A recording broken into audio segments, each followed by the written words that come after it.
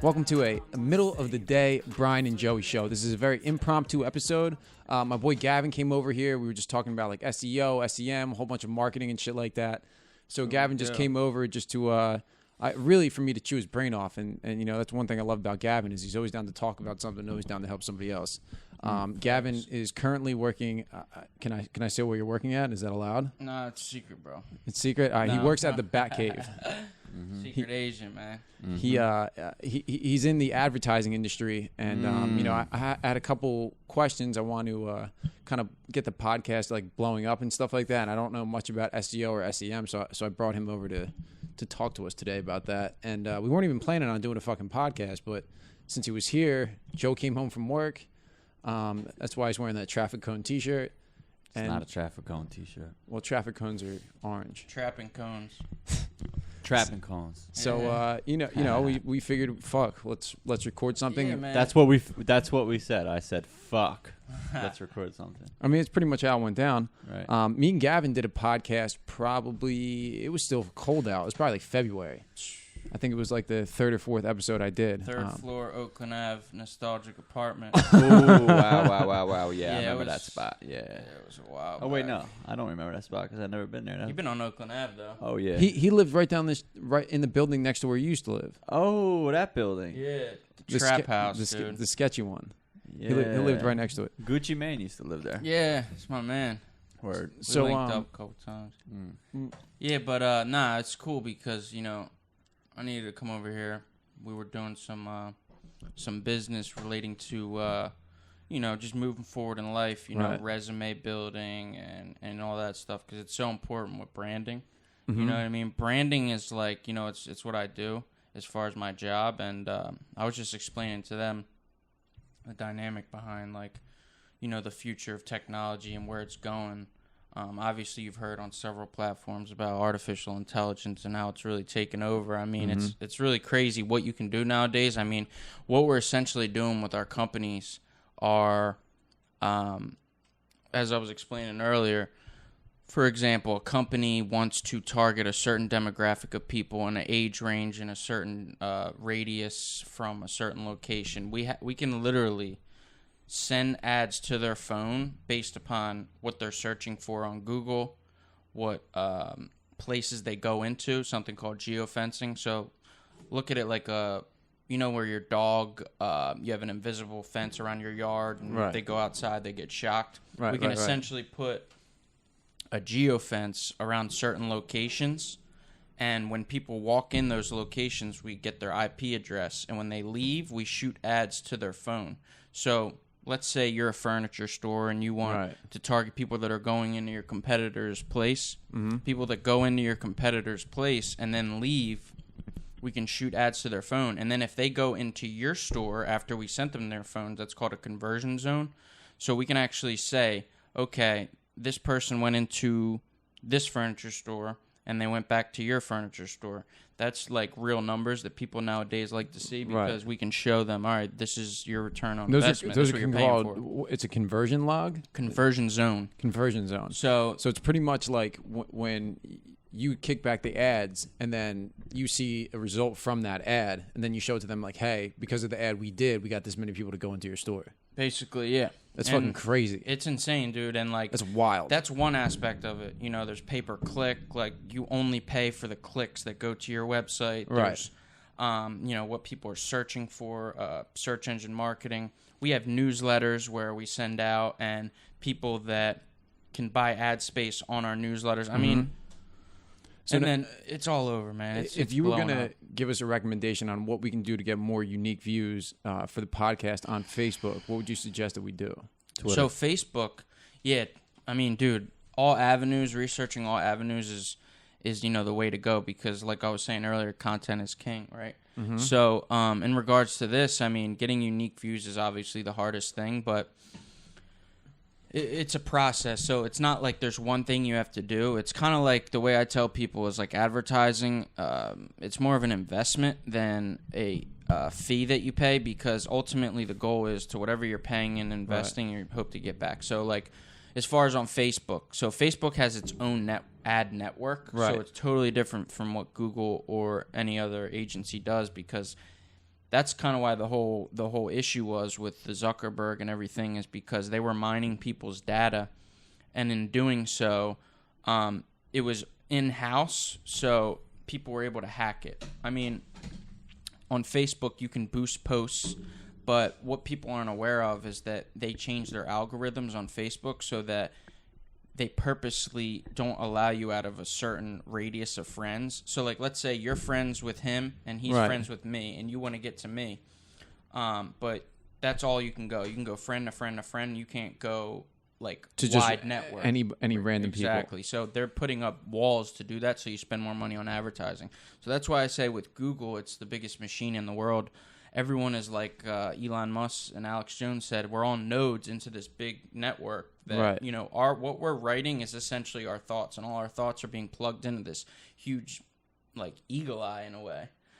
I mean, it's crazy to see. I mean, once we get to a certain point, like, you know, we can't turn back. And obviously, I think that point is definitely already reached. Oh, yeah. Like that turning back point was 20 years ago. Oh, yeah. In regards to what? What do you mean? So, like, once we get to a certain level of technological innovation, there's no way that we're going to be able to take a step back, because it's already there. We already know the process, and we already know that it exists. So how can we go back to living like cavemen when we're living like machines right now?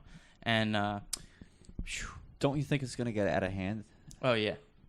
Like, honestly, like when you mention artificial intelligence, all I could think about is the movie Artificial Intelligence. Yeah. Right. And when they start fucking turning on people. You know what I mean? Like, that shit freaks me out. Oh, it is. And it's to the point right now. I don't know if you've seen Ex Machina. No. It's a movie. It's actually pretty cool. This guy. I think Ex Machina. I was watching that 90s movie that Jonah Hill's putting out, and I was looking into the production company A24 today, and I think A24 also was in charge of distributing Ex Machina too. Ex Machina. When did it come out? In the past 5 years? Yeah.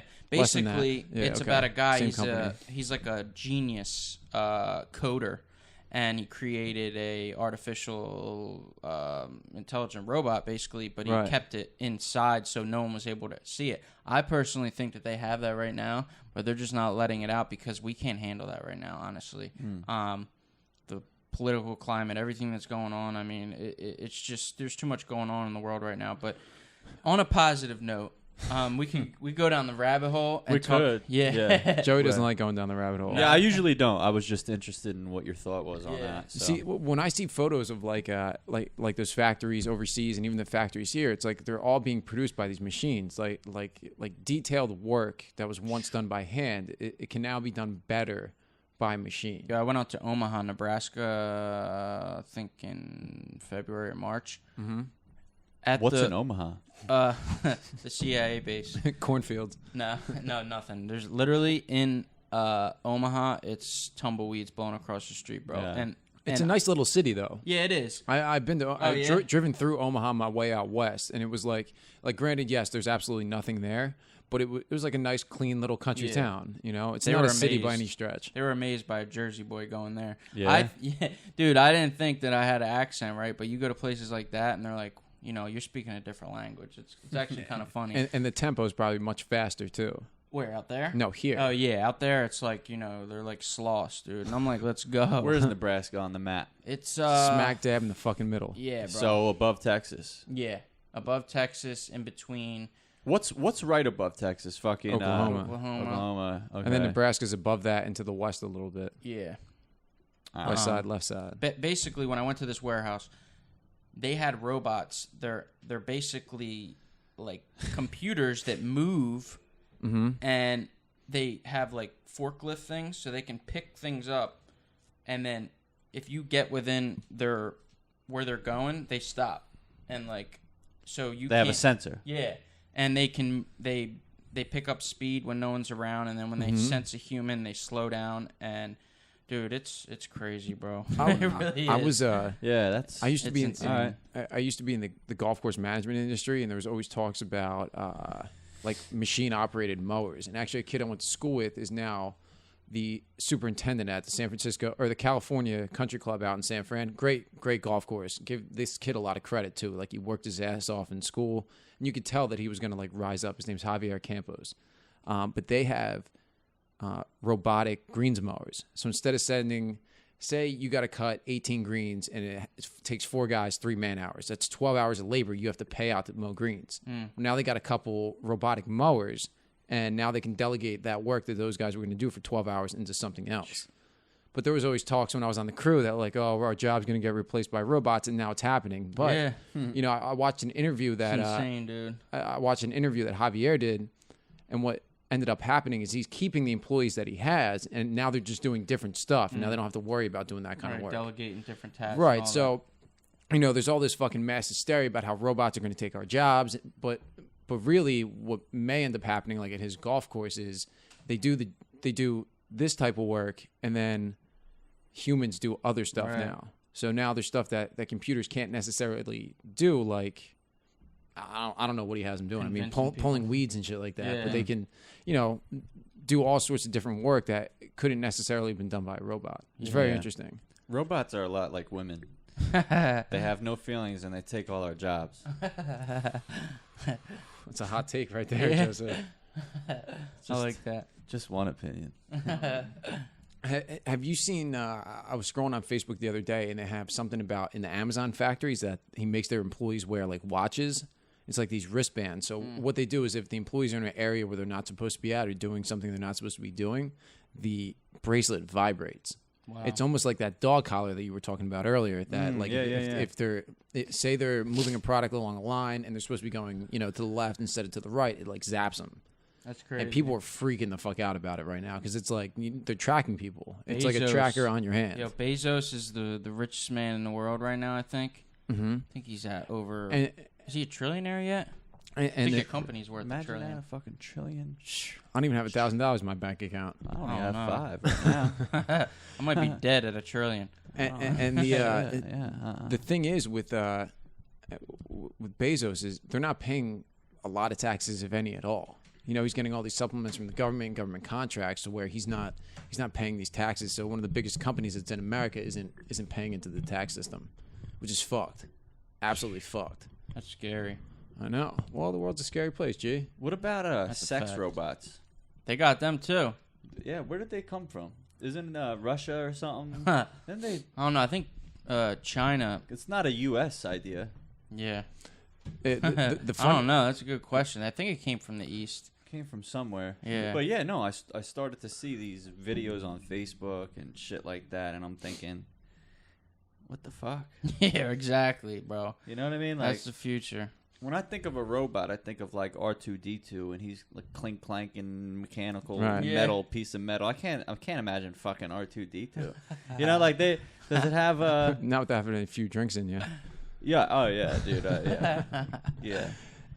Get a couple in me and I'll fuck Chewbacca. But you know, what was I saying here? Like that, like, but for people to go out and get a sex robot, like, dude, that's a task and a half. Yeah, well, that must mean that technology is really fucking changing. Like, they're talking about transferring consciousness. I was watching this thing yesterday. So there's a company called Clonade in Canada. See, no, this is where it gets fucked up. This is where Joe gets real scared. Let's go. He don't like that. Let's go. You want to go there? Yeah, let's go. All right, hold on, real quick on the porn industry. Consciousness. They are always when there's like new technology coming out, the porn industry is one that always tries it first and then gets it pushed through with like HD and the VR. Ready Player One. They were the ones who like when new video and audio technologies come out, a lot of times they're tested and used there first, and that's like where they kind of get their start at. So it's not sex robots were actually one of the first. Like when they were doing robotics, people started making those like initially when it was all starting. All about your instincts, right? Trying to replicate over here. It's insane, bro. So you're talking about this place that is trying to transfer consciousness from humans? All right, so listen to this. Let me tell you a story. Because it doesn't even make any fucking sense to me. Quick question. Yeah. Can they transfer God consciousness into you? Because if so, I'd like to get in touch with them. Well, that's the goal. So, all right, I'm going to break this down. This is like beyond like trippy, but all right. Let me tell you a story. There's a place in I'm good. There's a place in Canada called Clonade, right? Mm-hmm. The founders of Clonade are people of the realism religion. It's basically a religion that they believe that humans were brought to Earth because of aliens. Aliens had sex with human females, and our DNA was able to fuse because they were humanoids, and we were able to get to where we are now through alien consciousness. Now, Clonaid is a company that was the first company in the world to clone a human. There's a baby. It's called Baby Eve. She was the first cloned human ever, and it went all over the world crazy about it. In Korea, they raided their laboratory and shut them down. They got shut down all over the world. But basically, their mission right now is to, once cloned individuals, transfer consciousness, where they take a fragment of your bone structure close to your pineal gland, and they observe the DNA, and then they somehow are able to fuse it within the clone's DNA, and by doing so, it's almost as if it's the same person. So what they have already done is done test tube babies where they've created identical twins. Their goal, and what they say, you can read about it, they say that they have already done it, is cloned adult humans, and transferred consciousness that way. And this is like real crazy stuff. And you're talking about God consciousness. That's like something that it's insane where the future is heading, because with all this artificial intelligence stuff we're speaking about, they're trying to fuse humans and machines to become cyborgs. Right. Once we have the capability of really fast computers in our brain, think about how you type on Google, you look anything up. What if we had that in our brain? So everyone in the world knows everything at the same time. Right. And that's a slippery fucking slope. Yeah, so think about if every human in the world was the smartest computer, and then there really wouldn't be any sort of competition for anything at exactly. But at that point, think about how that can either go one of two ways. It can go to complete destruction, right? Or it can go to a point of human consciousness elevation where we're getting off this planet, moving past our galaxy. That's where like the whole Star Wars concept comes in. But yeah, you become it's a completely different. Talk about crazy shit, bro. Talk about R2D2. Yeah, that's R2D2 right there. So there's a couple things. That's wow. You really got to believe in it if you believe in what they're doing there. If you believe in that the consciousness lies in the pineal gland is something that they believe too. Which, I've listened to a lot of podcasts. I've watched a lot of videos about that, and I think that's kind of where my belief at this present time lies. That's where the consciousness is in a person. And then you can go down all sorts of conspiracy theories about fluoride glazing over the pineal gland to dull your consciousness. But it's crazy to me that this group of people has enough money and is getting funding from people to like start something like this, and not even start something. They have from what you've said, like a full-fledged business about it already. Oh yeah, they're already into it, and they actually talk about the most elite individuals in the world, like the billionaires are trying to separate from regular humans in this way due to trying to utilize this consciousness. So on another note, think about this, like how I think about, you're talking about the God consciousness in relation to the whole artificial intelligence, how we're all nodes into big Google Eye.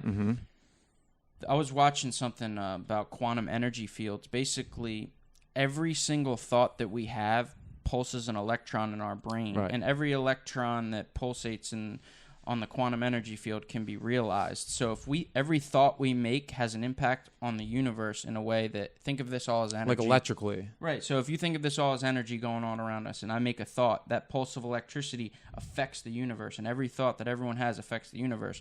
So in a way, we're like pulsing into that Google Eye, which then could be looked at as the quantum energy field that already exists. So you're calling Google God right now? That's what it sounded like to me. I don't know. I mean, if you follow that logic that way, that's crazy. And this is, in a weird way, this is how I make the same argument against people who don't eat meat, right? Yeah. So what people say is that it's inhumane to kill animals, blah blah blah blah blah. Everyone knows what that argument is. I'm not going to go through it right now. So what I always say to people who say that, I'm like, okay, what does your diet consist of? And it's always plants, right? They say, well, and I say, well, you don't have any problem killing a plant, but you have a problem killing an animal, right? Right? They're like, yeah. I'm like, well, the same thing. Our thoughts are movements of electrons, and plants and any other living organism on the planet, it's all movement of electrons. Right. And that's how animals get their energy, is from eating plants. And if that's how we get our energy, because we eat the animals, they eat the plants. Right. It's the same thing. It's the same exact thing. But what I always get in an argument with is that people, put emotions and feelings into animals, and we can't do that. Right. To plants. Like, you can't have an emotional investment into plants. And after working on the golf course for so long, I'd be on 175 acres of really one big living organism. Yeah. Like, it's a bunch of small organisms, but in a larger setting. Yeah. So there's a group of organisms living in one particular area that created one big organism. Yeah. And the same thing could be like a farm with 30 chickens. A farm with 30 chickens is no different than a golf course with 10 zillion blades of grass. Yeah. It's very interesting. And I always bring up that conversation with people, and they're like, nah, you're fucking crazy. Well, you know what the biggest organism in the world is I forget what it's called. It's a fungus that's based out of Washington, the state Washington. It stretches like acres. So basically this fungus is the biggest organism because it's a bunch of different funguses that are connected to one larger fungus. Mm-hmm. So I don't even know how we got to be talking about this. This is like some acid type stuff from sober guys. But funguses are actually really interesting. When I was taking courses at Rutgers for golf course management, we took a lot of classes on mycology, which is the study of fungus. Exactly. And they were some of the most interesting courses I've ever taken. Oh, dude, it's insane. And like, funguses are super weird because it's not a plant and it's not an animal. So you always think, living organisms are either plant or animals. Well, there's also funguses. Right. Bacteria. And the way that they like reproduce and move is like very, very, very strange. Like, you could have one fungus, right, that shoots off its offspring, and they could travel all around the world. Like, they had something called I think it was gray leaf spot. And it was a fungus that grew on ryegrass, and it fucking smoked everyone's golf course from like Maine down to like Maryland. Like, over the course of one summer, like all these golf courses died. Wow. It's crazy shit. Yeah, because it can be all of a sudden, it can come out of nowhere. They can mutate very easily, and then it can hit if the weather conditions are right, and then and the the wind's blowing the right way, and shit can just get torn the fuck up. Yeah, they say that all life may have came from fungus because it acted as though it was like the first base of land, because it was able to replicate in water, and then from then on become whatever it may be now. It's super interesting shit. Super, super interesting.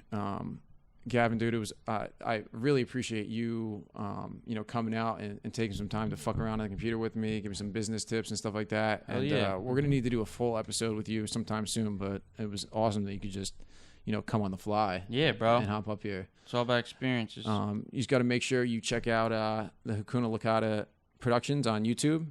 Find the Brian and Joey Show. We're on Instagram, Facebook, Twitter. No, we're not on Twitter yet.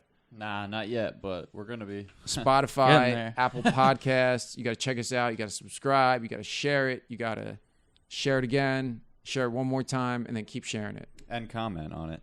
Yes, comments are important. Tell your friends. Tell them to tell their friends. We can tell your be friends. right. That's what I was going.